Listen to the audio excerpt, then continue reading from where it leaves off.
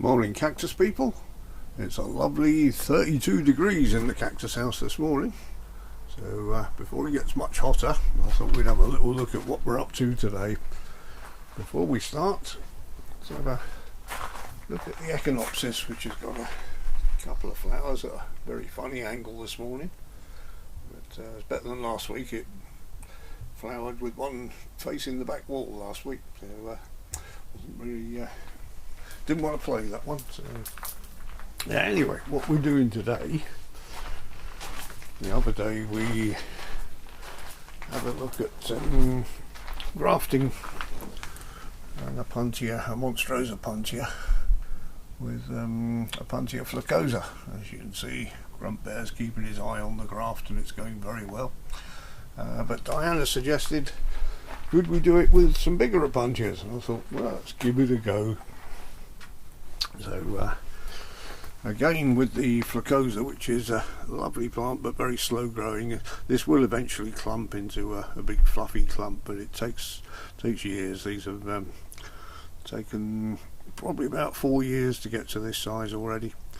Here we have a Opuntia subulata that we potted up a while back, and I thought maybe we can graft one of these onto that and use the increased growth power of the subulata to give this a shift on. So I haven't got a micrometer, but I've got a spanner.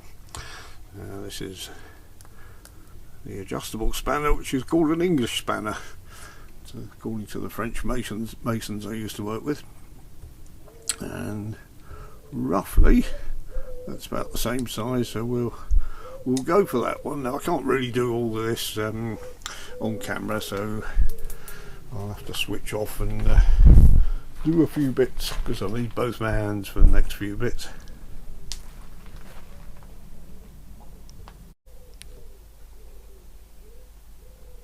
As if by magic, all the fiddly bits are done now. So I cut them as clean as I could and made sure I didn't touch any of the surfaces against anything else. If you do that, if you accidentally brush your fingers against a cut surface when you're grafting, then just stop and start again, because if you get an infection in between it's not going to work. So I've put a little cap made out of just a cardboard toilet roll tube on top there, just to stop the tape sticking, and he's held firmly, not tight but just firmly enough to hold it there while the union mends together. And I noticed there's a bit of a hole, some slug damage or something in there. I'm hoping that's not going to get any worse. It looks like it was a while back, so it should be alright. So all we can do now is leave that a couple of weeks and see what happens. If it takes, it'll either take or it won't. And I've put the date in the pot there, 14th of the 8th, which is my daughter's birthday, so happy birthday, Willow. Hope you're having a good one down there looking after seals in Cornwall, and hope to speak to you later. Shouldn't really be saying that on a cactus video, but there you go.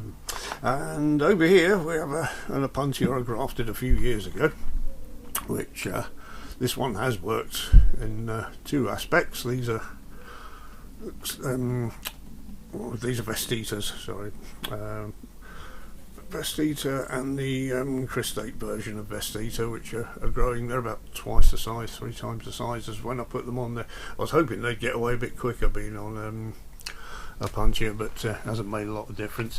This graft of a peanut cactus that I did, though, it's not dead, but it's not doing anything. It's just hanging on there, so it's not really taking. It must be getting some nutrient out of the plant, but not enough to do anything. So sometimes it works, sometimes it doesn't. So there we go, couple of grafts, and we'll come back and have a look at that in a month or so.